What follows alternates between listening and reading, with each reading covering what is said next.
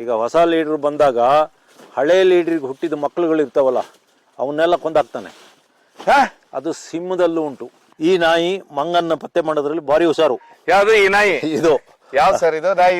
ಇದು dash hound. ಇದು ಅಂದ್ರೆ ಎಲ್ಲಿ ಸರ್ ಇದು? ನೀವೇ ಸಾಕಿರೋದು? ಹಾಗಾಗಿ ನಾವು ಪಟಾಕಿ ತಂದು ಇಟ್ಕೊಂಡಿರ್ತೀವಿ. ಅಲ್ಲಿ ಮಂಗ ಈ ನಾಯಿ ಹೋಗಿ ಇದು ಬೊಗಳಿದ ಕೂಡಲೇ ಅವು ಪರ್ರ ಅಂದಾಗ ಪೊಲೀಸ್ನವ್ರು ಹಿಡಿದು ನಮ್ಮ ಒಳಗಾಗ್ತಾರೆ ಅಂತ. 1 kg 2 kg ಬೀಜ ತಗೊಂಡು ಹೋಗಂಗಿರ್ಲಿಲ್ಲ.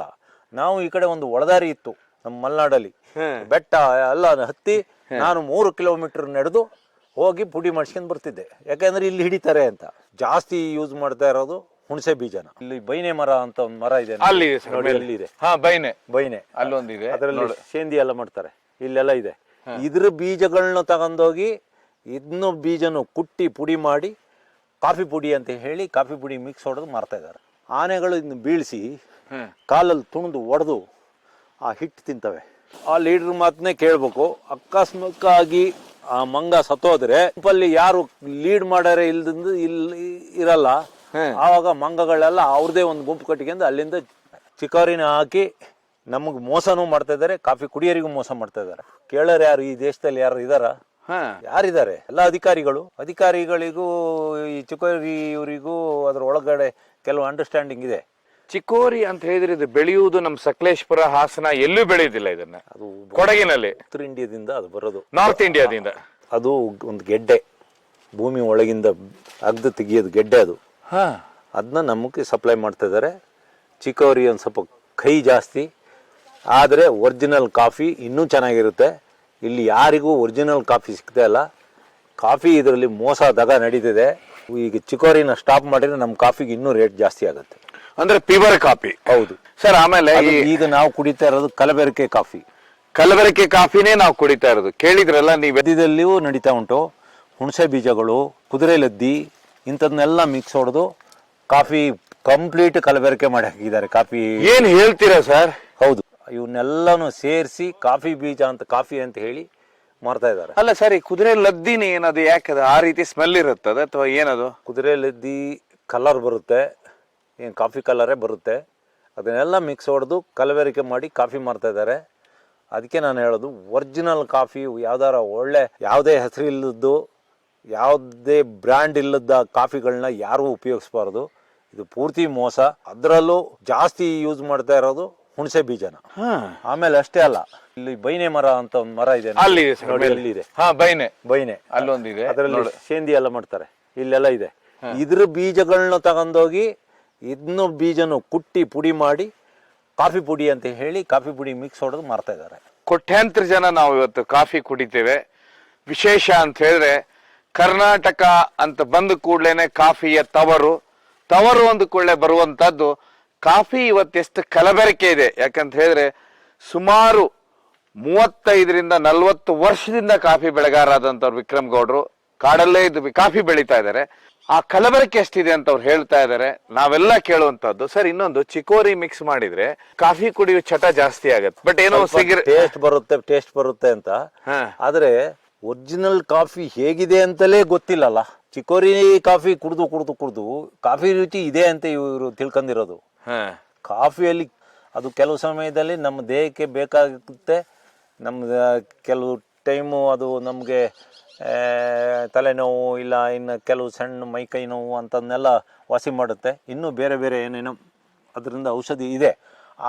ಈಗ ನಾವು ಕುಡಿಯೋ ಕಾಫಿಯಲ್ಲಿ 50% ಚಿಕೋರಿ ಇದ್ದಾಗ, ಕಾಫಿ ಮಾರ್ಕೆಟು ಈ ಹಿಂದೆ ಕಾಫಿ ಬೋರ್ಡ್ ಅಂತ ಅದ್ರ ಕೈಯಲ್ಲಿತ್ತು.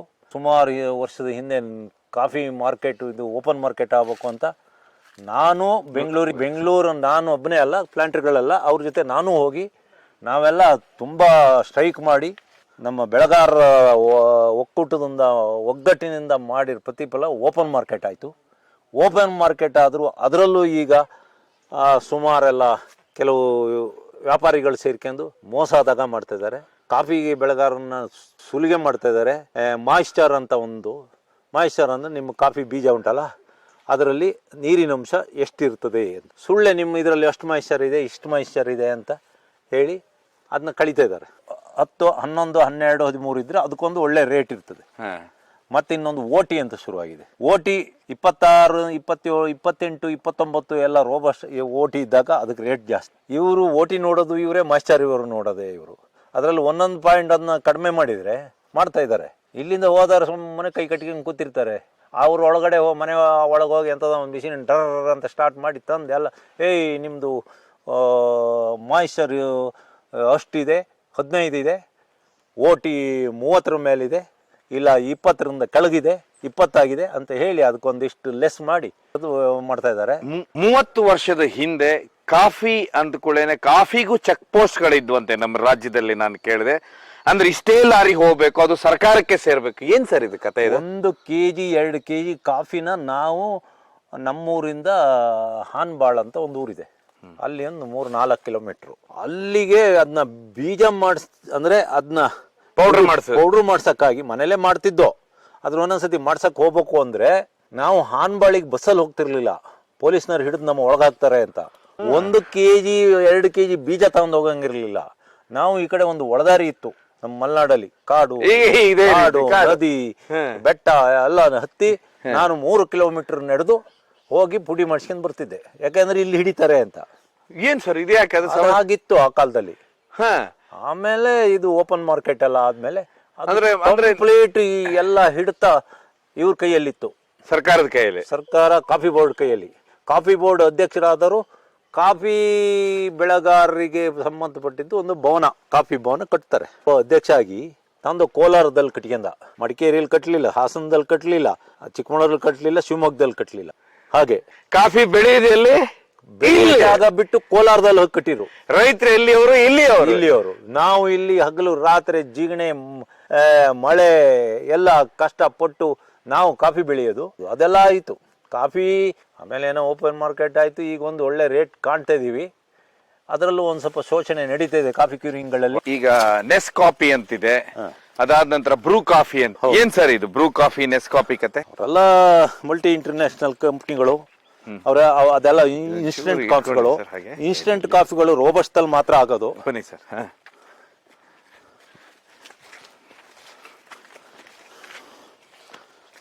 ಈಗ ಮೇಲೆ ಏರ್ತಾ ಇದ್ದು ಇಲ್ಲಿ ಏನೋ ನಾನು ನೋಡಿದೆ ಈಗ, ಮ್ಯಾಚ್ ಬಾಕ್ಸ್ ಮತ್ತೆ ಇದು ಏನ್ ಸರ್ ಇದು? ಇಲ್ಲಿ ಮಂಗಗಳ ಕಾಟ, ಅತಿ ಕಾಟ. ಹಾಗಾಗಿ ಯಾಕಂದ್ರೆ ಮಂಗ ಹನುಮಂತ ದೇವರು. ಅಲ್ಲಿ ಮಂಗಗಳು ಬಂದಾಗ ಏನ್ ಮಾಡ್ತವೆ, ಪೂರ್ತಿ ಹಣ್ಣೆಲ್ಲ ಕಿತ್ತು ತಿಂದು ತಿಂದು ತಿಂದು ಆ ಕೊಂಬೆನೆಲ್ಲ ಮುರಿದು ಹೋಗ್ತವೆ. ಅದಕ್ಕಾಗಿ ಅಲ್ಲೆಲ್ಲಾರ ಶಬ್ದ ಆದ್ರೆ ಈ ನಾಯಿ ಮಂಗನ್ನ ಪತ್ತೆ ಮಾಡೋದ್ರಲ್ಲಿ ಭಾರಿ ಹುಷಾರು. ಯಾವ್ದು ಈ ನಾಯಿ? ಇದು ಯಾವ ಸರ್ ಇದು ನಾಯಿ? ಇದು ಡ್ಯಾಶ್ ಹೌಂಡ್. ಇದು ಅಂದ್ರೆ ಎಲ್ಲಿ ಸರ್ ಇದು? ನೀವೇ ಸಾಕಿರೋದು? ಹಾಗಾಗಿ ನಾವು ಪಟಾಕಿ ತಂದು ಇಟ್ಕೊಂಡಿರ್ತೀವಿ. ಅಲ್ಲಿ ಮಂಗ ಈ ನಾಯಿ ಹೋಗಿ ಇದು ಬೊಗಳಿದ ಕೂಡಲೇ ಅವು ಕರ್ರ ಪರ್ರ ಅಂದಾಗ ತಗೊಂಡು ನಮ್ಮ ಹುಡುಗರು ತಂದು ಪಟಾಕಿ ಇಟ್ಟು ಓಡಿಸೋ. ಇದು ಆನೆಗಲ್ಲ, ಇದು ಆನೆಗಲ್ಲ, ಇದು ಮಂಗಗಳಿಗೆ. ಆನೆ ಪಟಾಕಿ ಅಲ್ಲ ಇದು? ಅಲ್ಲ. ಬನ್ನಿ ಸರ್. ಸೊ ಎಷ್ಟು ಮಂಗಗಳಿದಾವ್ ಸರ್ ಇಲ್ಲಿ? ಅವೇನ್ ಲೆಕ್ಕ ಇಲ್ಲ. ಅದು ಒಂದೊಂದು ಗುಂಪಲ್ಲಿ 10, 25, 30 ಇರುತ್ತೆ. ಅದಕ್ಕೊಬ್ಬ ಲೀಡರ್ ಇರ್ತಾನೆ. ಏನ್ ಹೇಳ್ತೀರಾ? ಆ ಲೀಡರ್ ಎಲ್ಲಿ ಕರ್ಕೊ ಹೋಗ್ತಾನೆ ಅಲ್ಲಿ. ಅಂದ್ರೆ ಮಂಗಗಳಿಗೆ ಲೀಡರ್? ಮಂಗಗಳದ್ದು ಏನ್ ಸರ್ ಇದು ವಿಶೇಷ? ಸ್ವಲ್ಪ ಹೇಳ್ಬೇಕಿದೆ ಇವ್ರಿಗೆ. ಈಗ ಮಂಗಗಳು ಎಲ್ಲಿದೆಯಾ? ಅಲ್ಲಿ ಕುಯ್ಯಲಿಗೆ ಹೋಗೋಣ. ಮಂಗಗಳಿಗೂ ಲೀಡರ್ ಇದಾರೆ? ಇರ್ತದೆ. ಮಂಗಗಳು ಎಲ್ಲಿ ಆ ಗುಂಪೆಲ್ಲ ಮಂಗಗಳು ಕರ್ಕೊ ಹೋಗ್ತವೆ. ಇವತ್ತು ತೋಟನೂ ನೋಡ್ಬೋದು ನೀವು. ದೊಡ್ಡ ದೊಡ್ಡ ಬ್ರಾಂಡ್ನವ್ರು ಮಾಡ್ಕೊಂತಾರೆ. ಅದು ಇನ್ಸ್ಟೆಂಟ್ ಕಾಫಿ, ಅದು ರೋಬಸ್ಟಲ್ಲೇ ಮಾಡೋದು. ಸರ್, ಈಗ ಇನ್ನೂ ಒಂದು ರೋಬೋಸ್ಟದಲ್ಲೇ ಈಗ ಅಲ್ಲಿ ಕಾಫಿ ಉದುರಿಸ್ತಾ ಇದಾರೆ. ಏನ್ ಸರ್ ಇದು? ಇದು ನಾವು ಕಾಫಿ ಪಿಕ್ಕಿಂಗ್ ಅಂತೀವಿ, ಕಾಫಿ ಕುಯ್ಯೋದು ಅಂತ. ಇದು ಕಾಫಿ ಕುಯ್ತಾ ಇದ್ದಾರೆ. ಈ ಕುಯ್ದು ತಂದು ನಮ್ಗೆ ಅಲ್ಲಿಗೆ ಇಲ್ಲಿ ತಂದು ಇಡ್ತಾರೆ. ಅಷ್ಟೇ ನಮ್ದು ಪಿಕಪ್ ಬಂದು ನಮ್ಮ ಜನಗಳೆಲ್ಲ ಇತ್ತು, ಇದನ್ನ ತಗೊಂಡು ಹೋಗ್ತೀವಿ ಕಾಫಿ ಡ್ರೈಯಿಂಗ್ ಯಾರ್ಡಿಗೆ. ಅಲ್ಲಿ ಹೋಗಿ ಇದನ್ನ ಇವರಿಗೆ ನಾವು ಕೆಜಿ ಲೆಕ್ಕ ಇಲ್ಲ ಭೂಷಲ್ ಅಂತ ಒಂದು ಕೊಡ್ತೀವಿ. ಭೂಷಲ್ ಅಂದ್ರೆ 30 kg. ಇದೊಂದು ಅದಕ್ಕೆ 30 kg ಹಿಡಿಯುತ್ತೆ. ಆಮೇಲೆ ಅದಕ್ಕೆ ಇಷ್ಟು ಹಣ ಅಂತ ಫಿಕ್ಸ್ ಮಾಡಿರ್ತೀವಿ. ಇದು ಕಾಫಿ ಈಗ ಮೊದಲು ಈ ಟಾರ್ಪಾಲಲ್ಲಿ ಕುಯ್ಯೋದು ವ್ಯವಸ್ಥೆ ಇರಲಿಲ್ಲ. ಅಂದ್ರೆ ಟಾರ್ಪಾಲ್ ಮೇಲೆ ಹಾಗೆ ಕುಯ್ತಿದ್ರು, ಸಿಕ್ಕಾಪಟ್ಟೆ ಕಾಫಿ ಉದುರ್ತಿತ್ತು. ಆದ್ರೆ ಈಗ ಟಾರ್ಪಾಲ್ ಬಂದ್ಮೇಲೆ ನಮ್ಗೆ ಕುಯ್ಯರಿಗೆ ನಮ್ಗೆ ಎಲ್ಲ ಈಸಿ ಆಯ್ತು. ಟಾರ್ಪಾಲ್ ಮೇಲೆ ಕೊಯ್ಯೋದು, ಪ್ಯಾಕ್ ಮಾಡಿಬಿಡೋದು. ಈಗ ಇದೆಲ್ಲ ಚೀಲಕ್ಕೆ ತುಂಬ್ತಾರೆ. ಚೀಲಕ್ಕೆ ಇಲ್ಲಿ ಇಟ್ಟಿರ್ತಾರಲ್ಲ, ಆಮೇಲೆ ನಾವು ಜನ ಬಿಟ್ಟು ಇದನ್ನೆಲ್ಲ ಹೊರಗಡೆ ತಗೊಂಡು ಸಾಗಿಸ್ತೀವಿ. ಇನ್ಸ್ಟೆಂಟ್ ಕಾಫಿ ಏನಿದ್ರು ರೋಬಸ್ಟಾದಲ್ಲೇ ಶುರುವಾಗೋದು. ರೋಬಸ್ಟಾ ಕಾಫಿಯಲ್ಲಿ ಮಾತ್ರ ಮಾಡೋಕ್ಕಾಗೋದು, ಅರಬಿಕದಲ್ಲಿ ಆಗಲ್ಲ. ಹಾಗಾಗಿ ರೋಬಸ್ಟಾ ಯಾವಾಗ ವಿಯೆಟ್ನಾಮಲ್ಲಿ ಹೊಡೆತ ಬಿತ್ತು, ಆಮೇಲೆ ಬ್ರೆಜಿಲಲ್ಲೆಲ್ಲ ಇಲ್ಲಿ ಕ್ಲೈಮೇಟು ಏರುಪೇರು ಆಯಿತು, ಹಾಗಾಗಿ ಇಂಡಿಯಾದ ಕಾಫಿಗೆ ಬೆಲೆ ಬಂತು. ಅಂದ್ರೆ ಕ್ಲೈಮೇಟಿನ ಸಮಸ್ಯೆ ಅನ್ನುವಂಥದ್ದು ಇಲ್ಲಿ ಈ ದೇಶಕ್ಕೂ ಲಾಭ ತಂತೀರಾ? ಹೌದು ಹೌದು. ಒಬ್ರು ಮನೆ ಹಾಳಾಗಬೇಕು, ಇನ್ನೊಬ್ರು ಉದ್ಧಾರ ಆಗ್ಬೇಕು. ಅದೇ ಥರ ಇದು.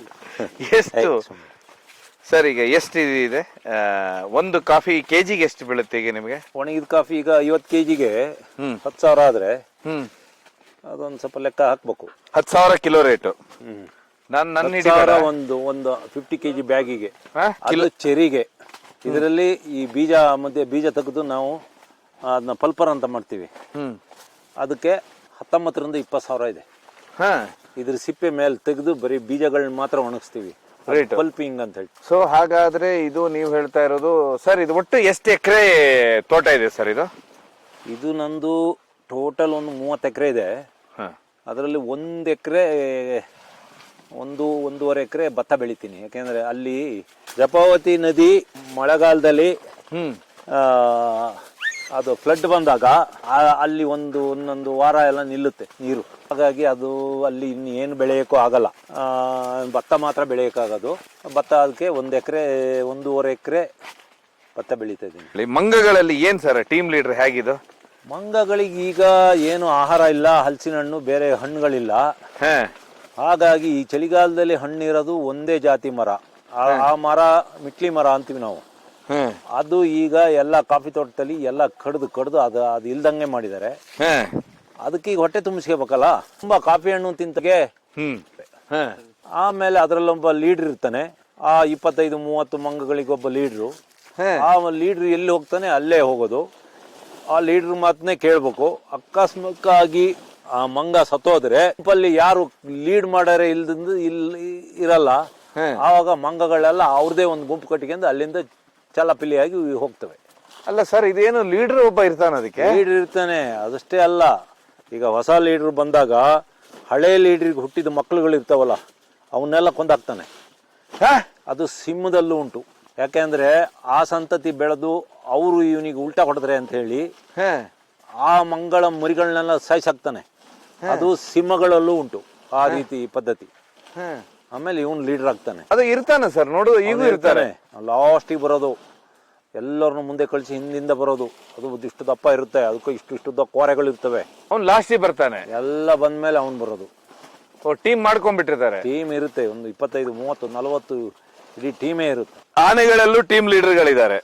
ಅದು ಹೆಣ್ಣಾನೆ. ಇದ್ಯಾವ್ದು ಸರ್? 2 ಆನೆ ನಾಯಿಗಳಿದಾವೆ ನಿಮ್ಮ ಒಟ್ಟಿಗೆ ಈಗ? ಇವು ಡ್ಯಾಶ್ ನಾಯಿಗಳು. ಈ ನಾಯಿ ಹೆಸರು ಸೋನಿ ಅಂತ. ಇದು ಸುಮಾರು ಒಂದು 5 ವರ್ಷದಿಂದ ನನ್ನ ಜೊತೆನೆ ಇರ್ತವೆ, ನನ್ನ ಜೊತೆನೆ ಊಟ ಮಾಡ್ತವೆ. ನಾನೆಲ್ಲಾರ ಹೋದ ಕೂಡಲೇ ಬೇಜಾರು ಮಾಡ್ಕೊಂತವೆ. ಎಲ್ಲಿದೆ? ಡ್ಯಾಶ್ ಹೌಂಡ್ ಅಂತ. ಇವು ಹೌಂಡ್ ಜಾತಿಗೆ ಸೇರಿದ ನಾಯಿಗಳು, ಪಕ್ಕಾ ಬೇಟೆ ನಾಯಿಗಳು ಇವು. ಇವು ಒಂದು ಪ್ರಾಣಿದು ಸ್ಮೆಲ್ ಹಿಡ್ಕೊಂಡು ಹೊರಟ್ರೆ ಕಿಲೋಮೀಟರ್ ಗಟ್ಲೆ ಬೊಗಳ್ತಾ ಅದನ್ನ ಅದ್ರ ಜೊತೆ ಓಡೋಗ್ತವೆ. ಈ ನಾಯಿಗಳಿಗೆ ಯಾವ ಪ್ರಾಣಿನೂ ಹಿಡಿಯಕ್ಕೆ ಆಗಲ್ಲ. ಇವು ಏನಾರ ಮೊಲ ಹಿಡಿಬೋದು ಬಿಟ್ರೆ ಬೇರೆ ಪ್ರಾಣಿಗಳು ಕಚ್ಚಾಕ್ಬಿಡ್ತಾವೆ. ಇದನ್ನ ಕಚ್ಚಾಕ್ತಾವ ಅಂತೀರ? ಹೌದು. ಇದು ಏನ್ ಸರ್, ಇದಕ್ಕೆ ಫುಡ್ ಏನ್ ಕೊಡ್ತೀರಾ? ಹಾಲು, ಅನ್ನ, ಮೊಸರು, ಚಿಕನ್ ಏನಾರ ತಂದು ಕೊಡ್ತೀವಿ. ಸರಿಯಾಗಿ ತಿಂತವೆ.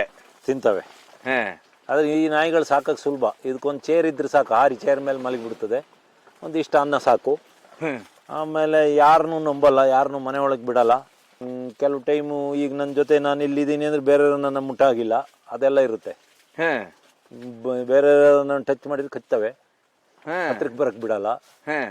ಹಾಗೆ ನಾಯಿ ನೀಯಂತು ಅಂತಾರಲ್ಲ, ಜೊತೆನೆ ಮಲಗೋದು. ಇಲ್ಲ, ನಾನು ಎದ್ದ ಮೇಲೆ ಹೇಳೋದು, ಬಂದು ರಗ್ಗೊಳಗೆ ನುಗ್ಗಿ ಮಲಗಿಬಿಡ್ತವೆ.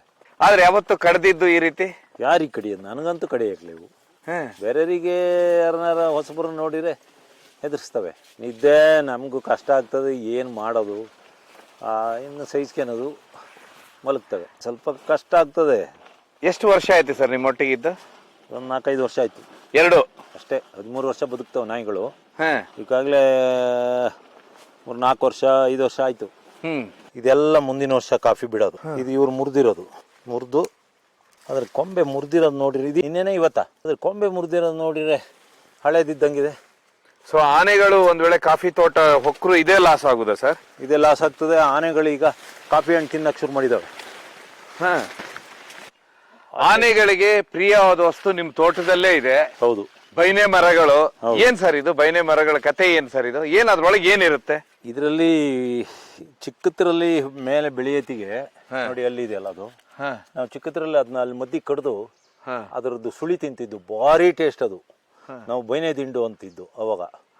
ಆಮೇಲೆ ಅದು ಇದು ಇಷ್ಟತ್ರ ಬೆಳೆದಾದ್ಮೇಲೆ ಅಲ್ಲಿ ಬಿಟ್ಟಿದೆ ನೋಡಿ ಹುಲಿ. ಅದು ಬಿಡಕ್ಕಿಂತ ಮೊದಲು ಅದನ್ನ ನಮ್ಮಲ್ಲಿ ಇಲ್ಲಿ ಕೆಲವರೆಲ್ಲ ಪರಿಣಿತರಿದ್ದಾರೆ, ಶೇಂದಿ ಮಾಡೋರು. ಬಗ್ನೆ ಶೇಂದಿಗೆ ಬ್ರಿಟಿಷರು ಮಲ್ನಾಡ್ ಟಾನಿಕ್ ಅಂತ ಹೇಳಿರು. ಬಗ್ನೆ ಶೇಂದಿನ ಬಿಡ್ದಂಗೆ 2-3 ತಿಂಗಳು ಕುಡಿದ್ರೆ ಮನುಷ್ಯರು ಒಳ್ಳೆ ಕಲರ್ ಬರ್ತಾರೆ, ಒಳ್ಳೆ ದಪ್ಪ ಆಗ್ತಾರೆ. ಆಮೇಲೆ ಈ ಮರ ಬೈನೆ ಐತಲ್ಲ, ಇನ್ನೊಂದು ಸ್ವಲ್ಪ ವರ್ಷ ಹೋದ್ಮೇಲೆ ಮಧ್ಯದಲ್ಲಿ ಒಂದು ರೀತಿ ಹಿಟ್ಟು ತರ ಬರುತ್ತೆ. ಈಗಲೂ ಇದೆ, ಅಷ್ಟು ಜಾಸ್ತಿ ಇಲ್ಲ. ಆನೆಗಳು ಇದನ್ನು ಬೀಳಿಸಿ ಕಾಲಲ್ಲಿ ತುಣಿದು ಒಡೆದು ಆ ಹಿಟ್ಟು ತಿಂತವೆ. ಅದು ಹಿಟ್ಟು ಹೇಗೆ ಅಂದರೆ, ಹಿಂದೆ ಮಲೆನಾಡಲ್ಲಿ ಕಷ್ಟ ಕಾಲದ ದಿನಗಳಲ್ಲಿ ಆ ಬೈನೆ ಒಡೆದು ಅದರದ್ದು ಹಿಟ್ಟು ತಂದು ಅದರಲ್ಲಿ ಗಂಜಿ ಮಾಡಿ ಕುಡಿತಿದ್ರು. ಮತ್ತು ಅದನ್ನ ಅನ್ನದ ಜೊತೆ ಹಾಕಿ ಕಡುಬು ಮಾಡಿ ತಿಂತಿದ್ರು. ಎಲ್ಲ ಚಾಪೆಯಲ್ಲಿ ಹಾಕಿ ಒಣಗಿಸಿ ಹಿಟ್ಟು ಮಾಡಿ ಇಟ್ಕೊತಿದ್ರು ಮರದ ಪೆಟ್ಟಿಗೆಗಳಲ್ಲಿ.